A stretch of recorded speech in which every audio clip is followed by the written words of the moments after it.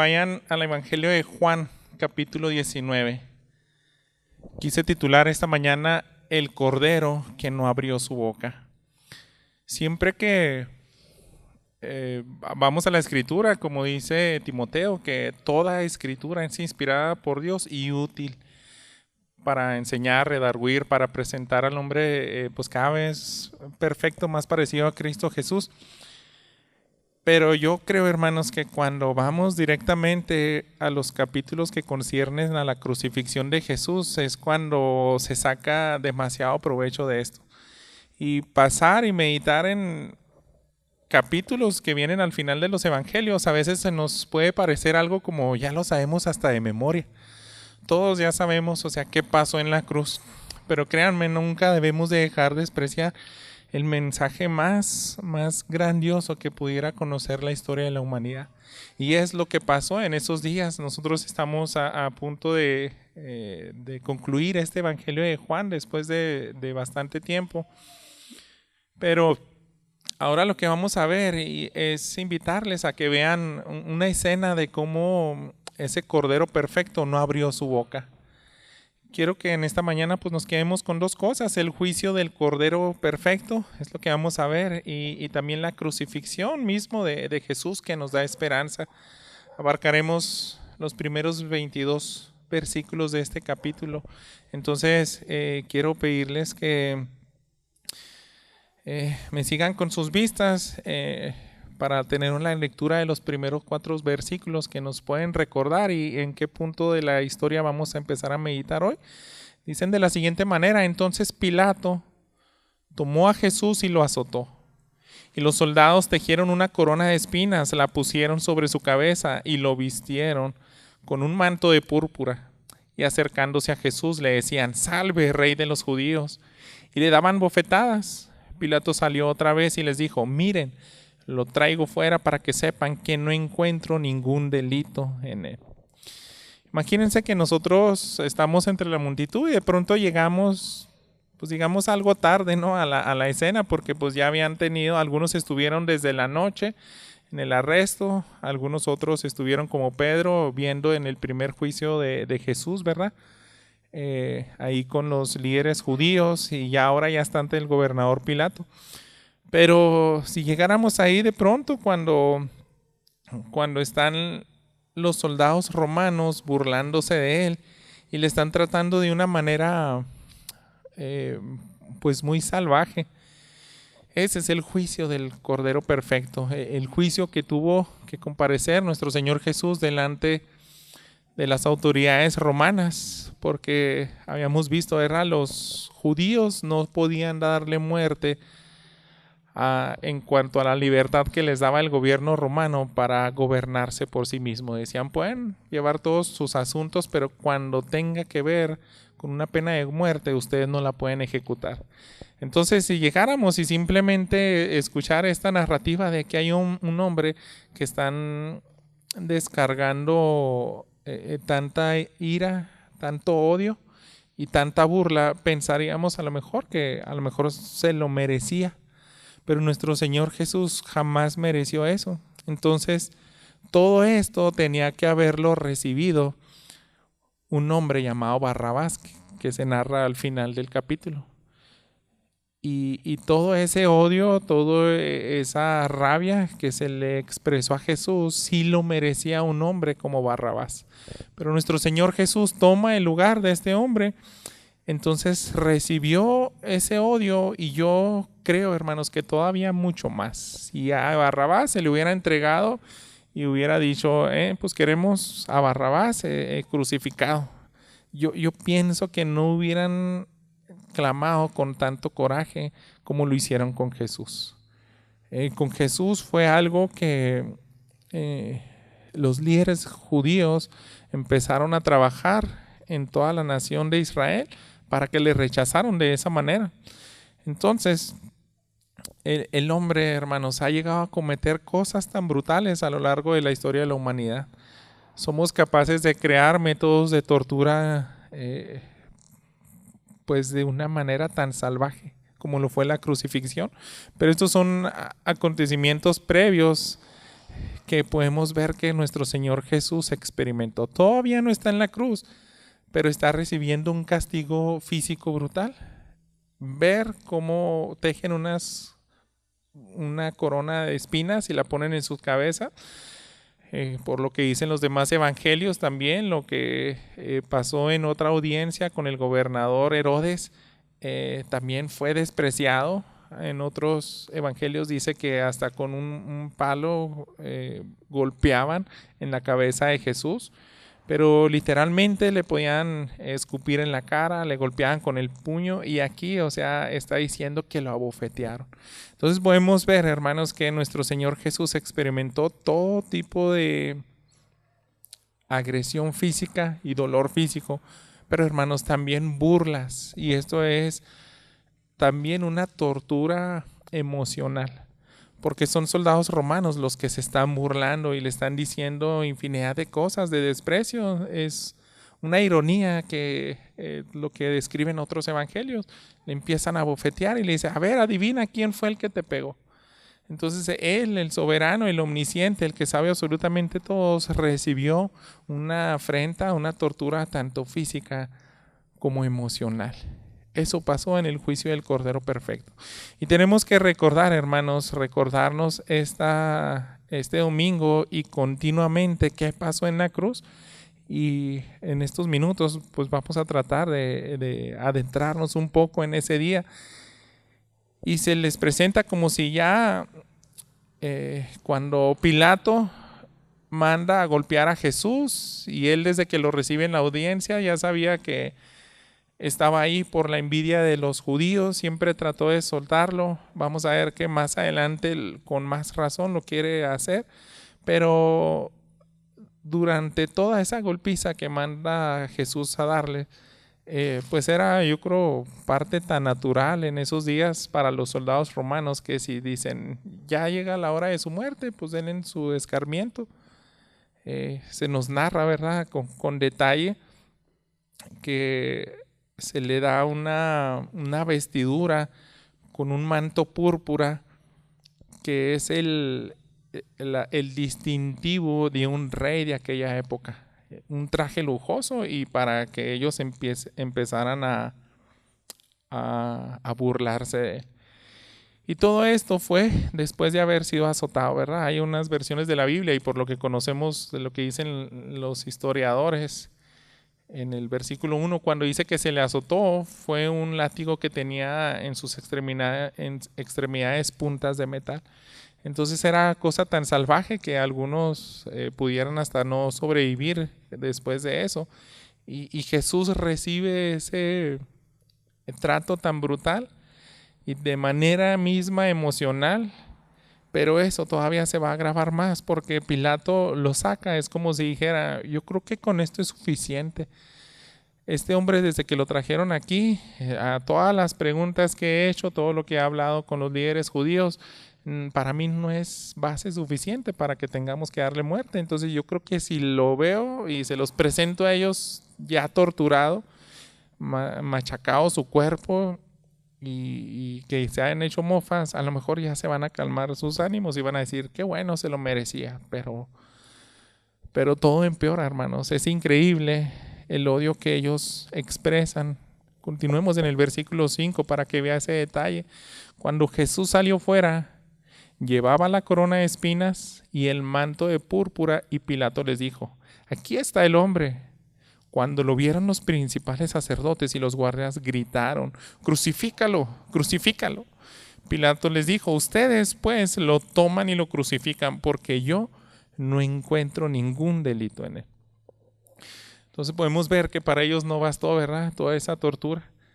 Simplemente se encienden todavía más y con rabia empiezan a gritarle, tienes que crucificarlo, no vamos a estar satisfechos hasta que reciba la tortura máxima y muera.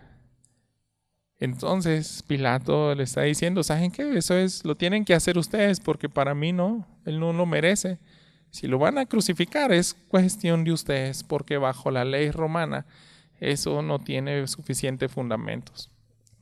Pilato seguramente, hermanos, hasta estaba confundido, cuando ve a estos hombres tan enojados, yo creo que él, podemos atribuir que no comprendía sus razones, no comprendía su religión, y él estaba a lo mejor hasta tan impactado para decir, ¿cómo es posible que después de que veo y les entrego a este hombre con esa semejante golpiza, no le quieran perdonar la vida? Entonces, el sistema judicial, hermanos, de esa época no era tan sencillo, sí era bastante complejo, porque se había desarrollado, comentan, con ese propósito de verdaderamente hacer justicia. Y Pilato, como gobernador, conocía todos esos procesos y decía, ya bajo nuestro gobierno romano no existe absolutamente nada para darle muerte a este hombre. Pero vemos aquí, o sea, la razón se la dan los líderes religiosos, y lo podemos encontrar aquí en los versículos 7 en delante, bajo las respuestas que les dan. Los judíos le respondieron, ¿sabes qué? Nosotros tenemos una ley, y según esa ley, él debe morir, porque pretendió ser el Hijo de Dios. Entonces Pilato, cuando oyó estas palabras, se atemorizó aún más. Entró de nuevo al pretorio y dijo a Jesús, ¿de dónde eres tú? Pero Jesús no le dio respuesta. Pilato entonces le dijo, ¿a mí no me hablas? ¿No sabes que tengo autoridad para soltarte y que tengo autoridad para crucificarte? Dice la Nueva Traducción Viviente, referente a Pilato, tuvo más miedo que nunca cuando escucha la respuesta de los líderes judíos. Él dijo, se adjudicó el título de Hijo de Dios. Y si él ya tenía temor, tenía incomodidad desde que empezó el juicio, porque no desconocía absolutamente de todo esto. Ya Jesús tenía años predicando y haciendo que actuara completamente diferente el pueblo judío desde que él empezó a manifestarse en su ministerio. Pero si tenía algunas sospechas de que era alguien importante, no sabemos exactamente qué pensó en ese momento. Yo quisiera creer que también era en cierta parte, ¿no?, religioso, sabía que existía Dios, o al menos pues acerca de los dioses y de las posibilidades de que a veces los dioses se manifiestan. Pero cuando Jesús se le dice que él se adjudicó el nombre de Hijo de Dios, tal vez él empezó a creer eso, este hombre no es cualquiera.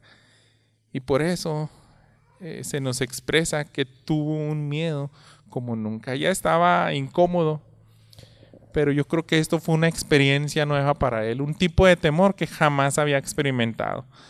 Les digo, otros evangelios dicen que hasta su esposa le mandó un recado en medio de esa audiencia para decirle, no tengas nada que ver con este hombre, porque yo hasta tuve pesadillas, él es inocente.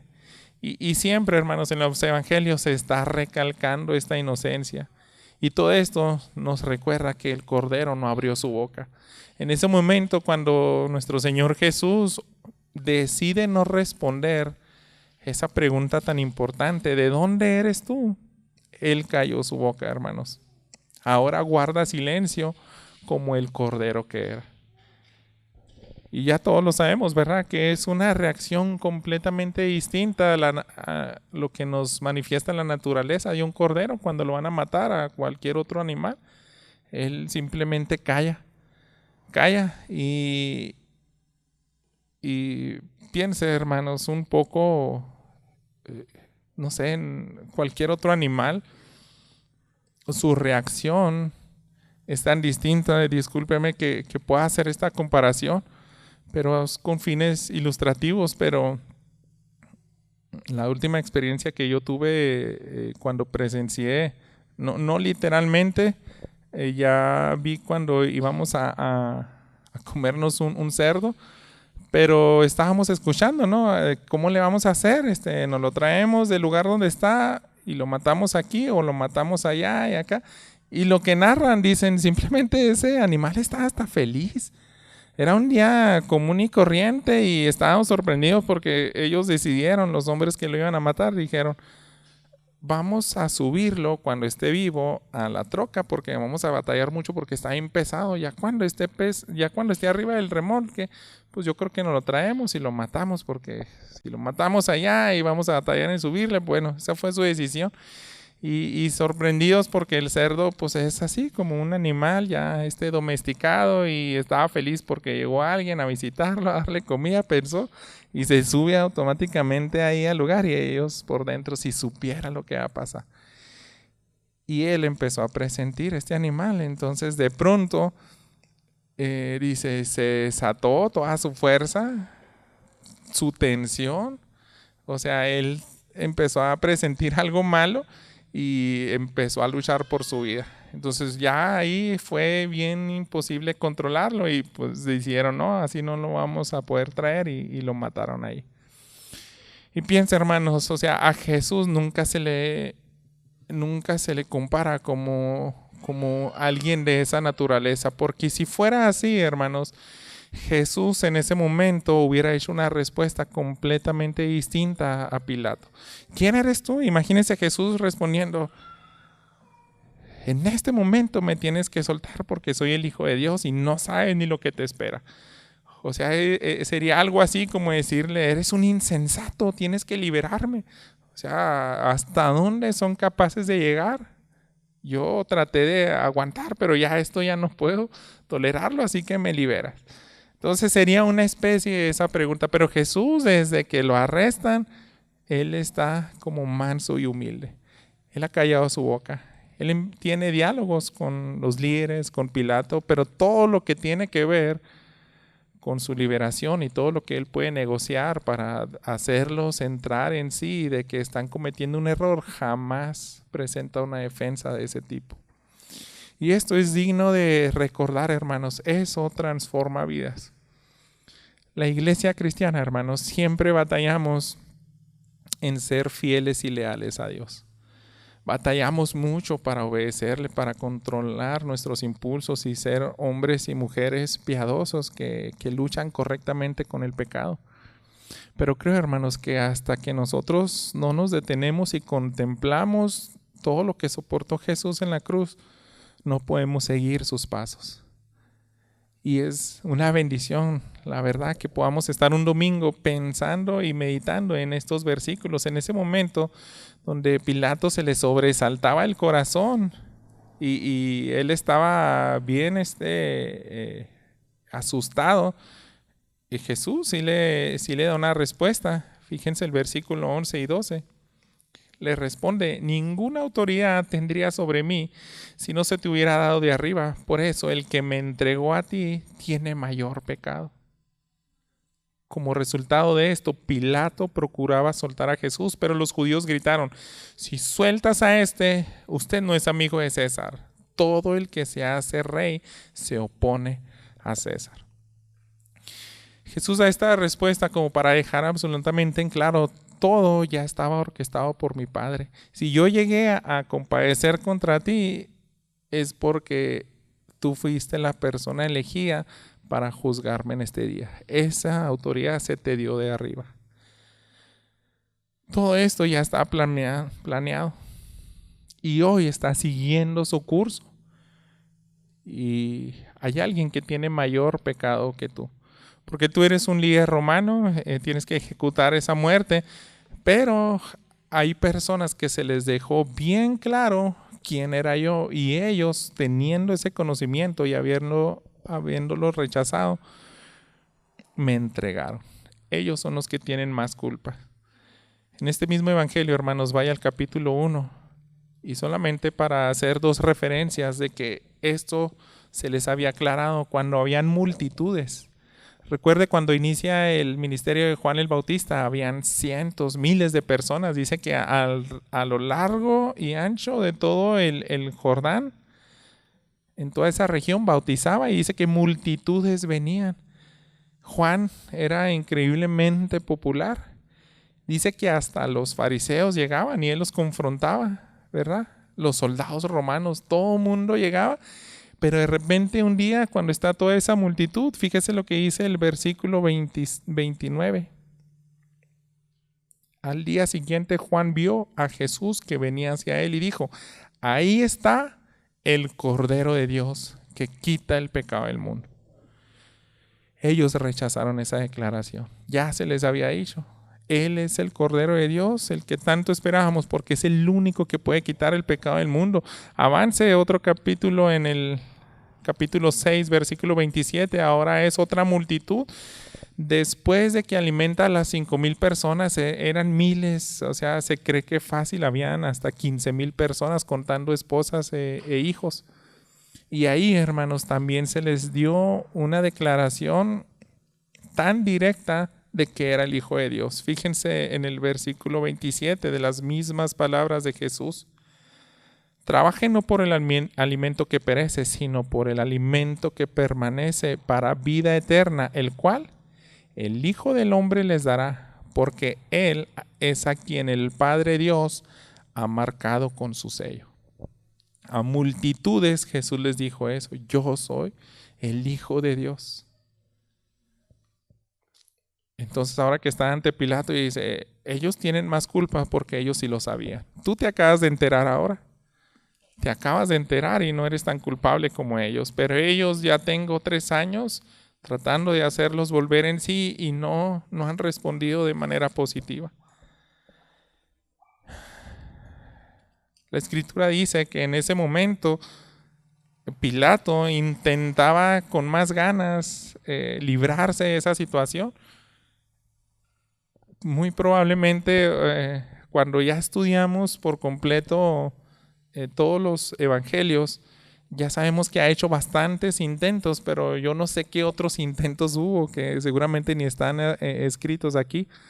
Otras ideas se les ocurrían, como aquella, y yo sospecho que ya había pasado, de que ya había tratado de deshacerse de él cuando lo manda a Herodes, el de la región de Galilea.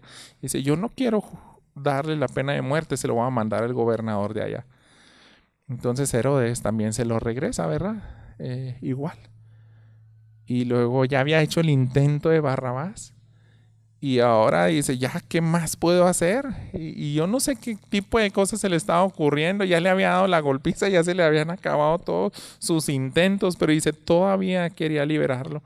Y yo creo fácilmente lo empezaron a percibir los líderes religiosos. Y ahí es cuando hacen una declaración bien, bien difícil para Pilato. Le están diciendo: ¿sabes qué? Si tú lo llegas a soltar, no eres amigo de César.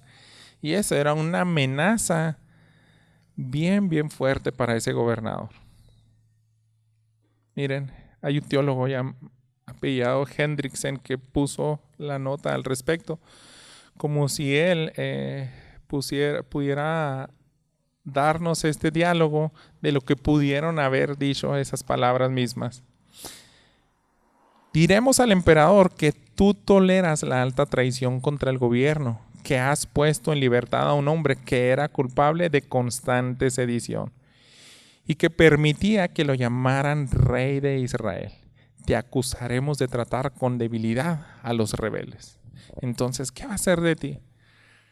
Porque el gobernador, el imperio romano, el emperador, para eso ponía a sus gobernadores, para que nadie no se confabularan y crecieran sediciones. Entonces tú no supiste controlar eso, permitiste y estás dándole luz verde a todos aquellos que quieren derrocar al emperador de Roma.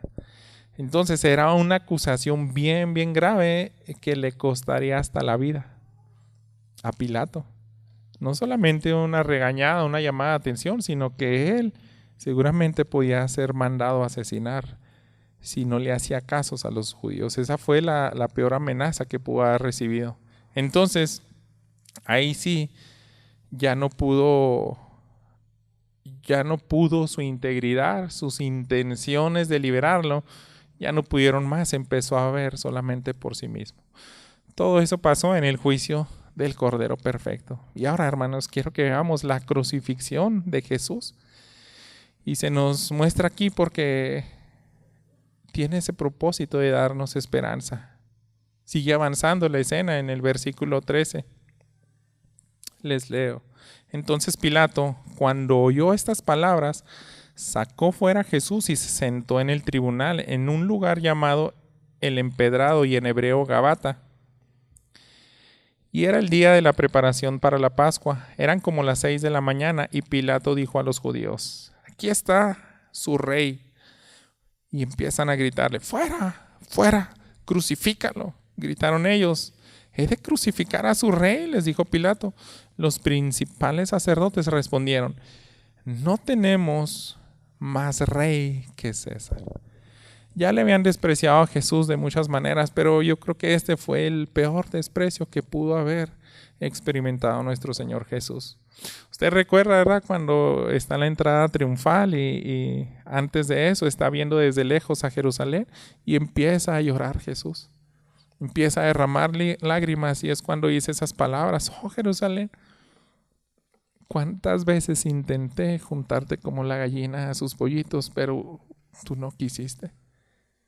Y ahora que gritaran a todo pulmón: nuestro rey es César, tú no eres nuestro rey. Para Jesús, hermanos, fue algo tan doloroso, seguramente en su condición humana. Él sintió todo ese desprecio emocional y aparte, pues ya estaba bien desgastado físicamente, ¿verdad? Ese día, hermanos, Juan, el apóstol, nos está recordando que se estaba empezando los preparativos de la Pascua.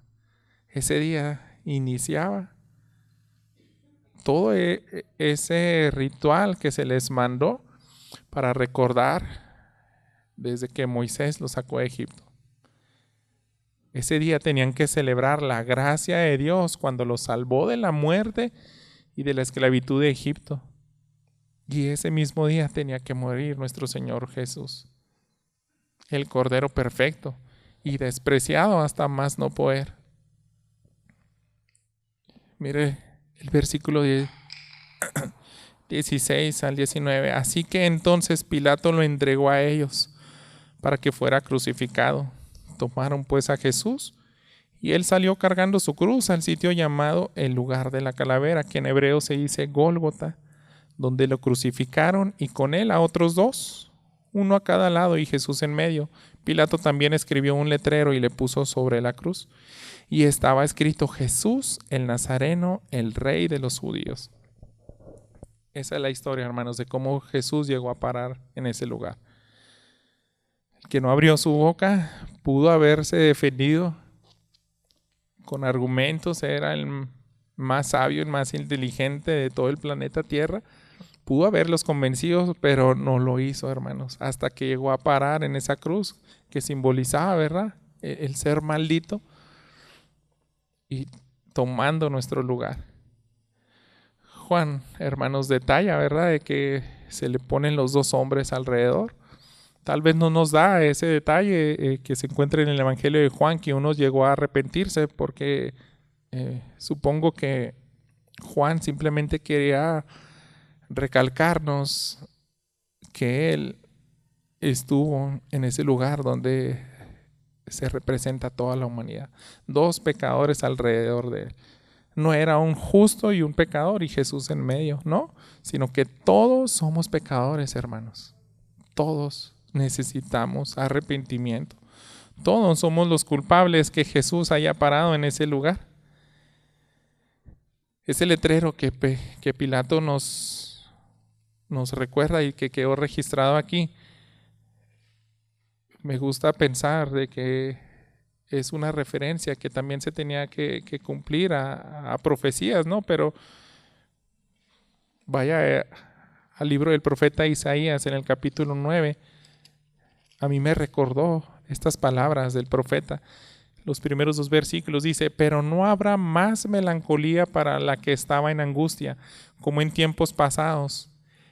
Él trató con desprecio a la tierra de Zabulón y a la tierra de Neftalí, pero después la hará gloriosa por el camino del mar, al otro lado del Jordán, Galilea de los gentiles. Esta es la región norte de Israel, donde pasó Jesús toda su infancia y la mayor parte de su ministerio, en Nazaret.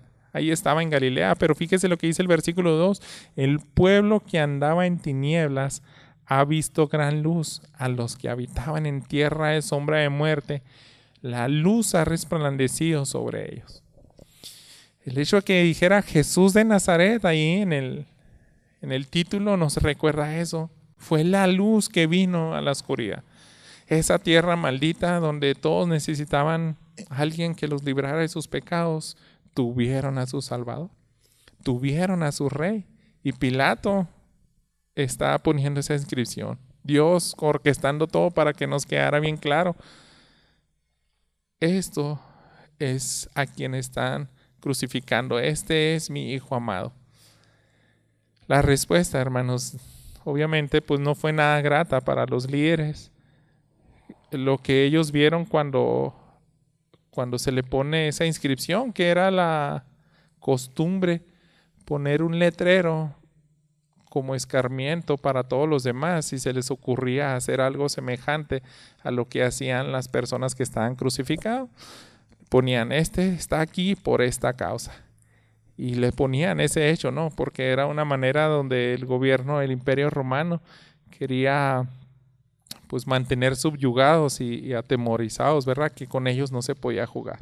Pero esa sentencia, miren la respuesta que tuvieron los líderes en el versículo 20, regresando a Juan capítulo 9. Entonces muchos judíos leyeron esta inscripción porque el lugar donde Jesús fue crucificado quedaba cerca de la ciudad y estaba escrita en hebreo, en latín y en griego.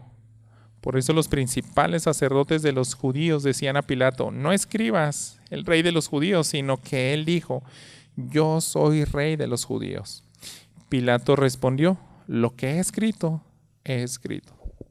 Hasta aquí vamos a llegar, hermanos. Este evangelio se nos dejó para que respondamos en fe y en arrepentimiento. O podemos creer lo que decía ese letrero, o podemos rechazarlo y caeremos solamente en esas categorías. ¿Vas a ser de aquellos que los despreciaron y que no confiaron en que era el Hijo de Dios? ¿O vas a encomendar tu vida a Él? Por eso se tenía que quedar registrado en los idiomas principales de esa época, dejar bien en claro quién fue el que murió. Aquel que vino a dar luz a este mundo, el Hijo de Dios, el Rey de los judíos, es el que murió. Y todos somos llamados, hermanos, a tomar una decisión firme respecto a lo que vamos a hacer en este conocimiento. Ahí está el Hijo de Dios. Y es una bendición que podamos nuevamente escuchar esta historia, hermanos. Porque hay millones de personas que todavía no han escuchado este relato. Todavía no saben que murió un inocente tomando su lugar y que tienen que hacer algo al respecto con ese conocimiento. Creer en fe que ellos son los pecadores y arrepentirse y poner su confianza en aquel que tomó su lugar, porque es el único que puede limpiar sus pecados. Traer este escenario hoy en día, hermanos, puede glorificar a Dios como lo hizo en el pasado. Recuerde que este evangelio de Juan, él siempre dejó bien claro, y al final en su momento llegaremos donde dice, todas estas cosas yo registré para que creas y creyendo tengas vida eterna. Y desde que se dejó este evangelio y todos los demás escritos de la Biblia nos apuntan a eso. ¿Qué vas a hacer con este conocimiento? ¿Lo vas a creer o lo vas a rechazar? Y hermanos, existe un eco poderoso de lo que ha ocurrido en cuanto a las personas que creyeron que Jesús era el Hijo de Dios y que fue crucificado. Pero no solamente eso, ¿verdad? Él resucitó y está a la diestra del Padre y puede dar perdón a aquel que cree en eso, que verdaderamente era el Hijo de Dios. A lo largo de los siglos de la iglesia, hermanos, sigue haciendo un eco poderoso esta escena. Pero yo creo que tristemente no nos sentamos a contemplar esta escena y no transforma nuestros corazones. Yo quiero terminar, hermanos, relatándoles algo que leí hace bastante tiempo, pero lo estaba recordando en esta mañana. De acuerdo a la descripción de un ministro presbiteriano que dejó varios escritos de eventos de avivamiento. Y él hizo referencias a algo que está pues en los anales de la historia. En 1900 hubo una rebelión en China de un grupo llamado los Boxers. Entonces ellos asesinaron brutalmente a cristianos, a misioneros. Parece que la cuenta total en ese año de 1900 ascendió a 189 misioneros protestantes y 500 cristianos nativos. Pero en este relato que les voy a leer es acerca de una ciudad en la cual se mataron a 59, tanto niños, padres, esposas, todos eran creyentes. Y alguien empieza a narrar, ¿no? ¿Qué pasó? Empiezan a ponerlos en filas, a hacerles amenazas de que se retracten de Jesús. Y uno de los que narra y recuerda ese día, él empieza a describir, ¿no? Cosas bien brutales que hicieron. A todos los degollaron, pero dice que hay parte de lo que él cuenta, dice, vi a 59 hombres, mujeres y niños muertos esta tarde. Eso es lo que contaba este erudito. Incluso en el momento mismo de la muerte, todos los rostros parecían mostrar una sonrisa de paz. Vi a una señora que hablaba alegremente con un niño que se aferraba a su mano. Entonces llegó su turno y su cuerpo cayó al suelo. Pero el pequeño, sin el menor signo de quejido en su rostro, permaneció erguido, todavía agarrando con fuerza a la mano de su madre. Luego otro golpe y el pequeño cadáver destrozado quedó tendido junto al de la madre.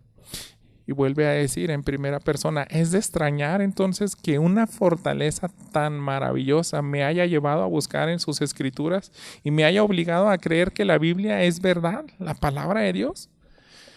Este hombre, hermanos, se entregó a Cristo por ese testimonio. ¿Cómo puedes explicar que hayan personas que cierren su boca, que esperen tranquilos?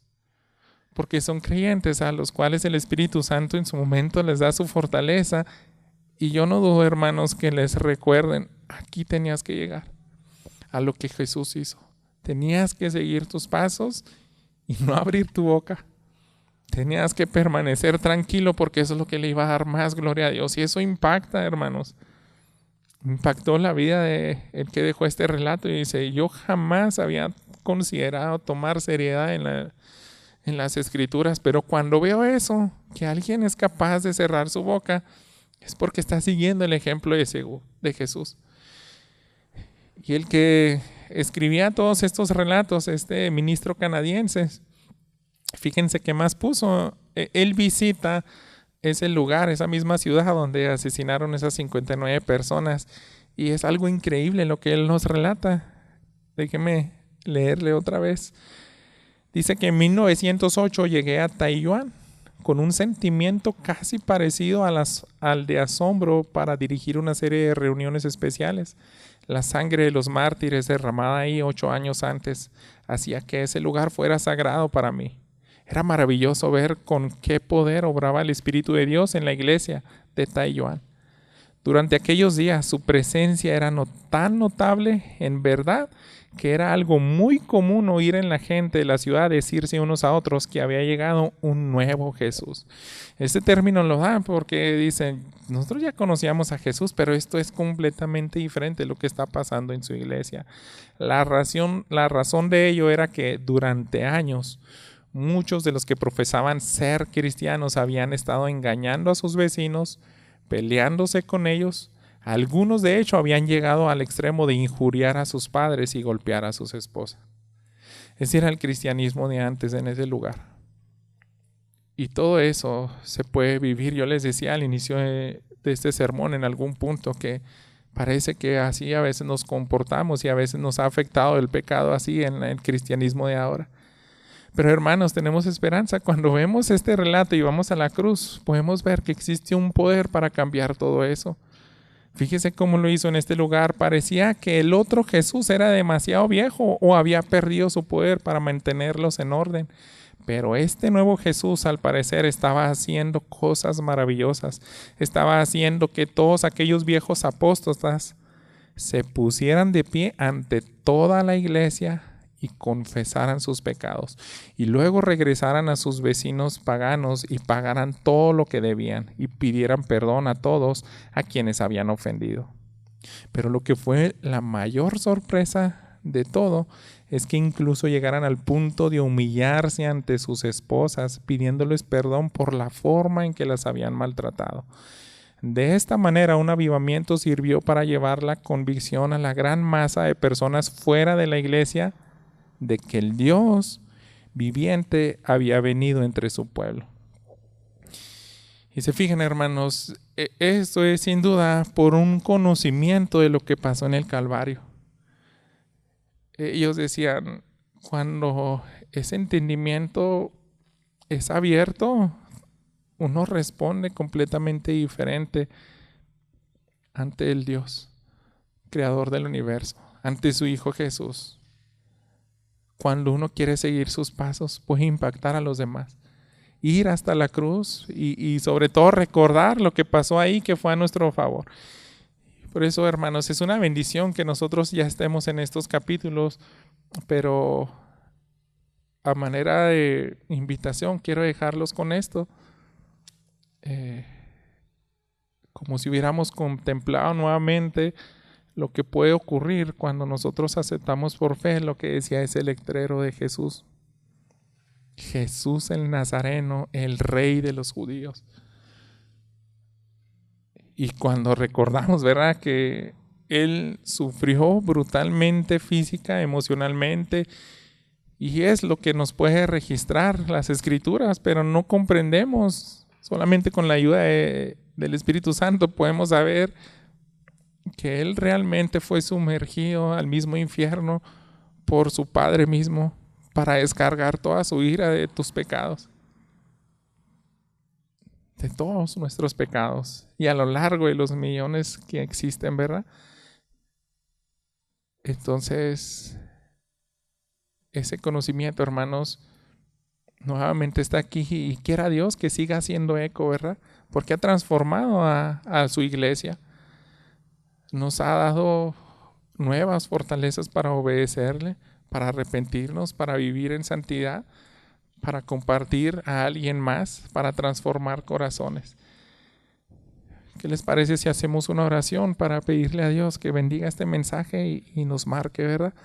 Señor bendito, tú nos tuviste a bien traernos nuevamente a tu palabra y darnos nuevamente algunos minutos, aunque reflexionar y recordar el grandioso mensaje de lo que Jesús, tu Hijo, hizo en la cruz. Y yo quiero pedirte, Padre, que trates en cada uno de nosotros, porque tenemos distintas necesidades.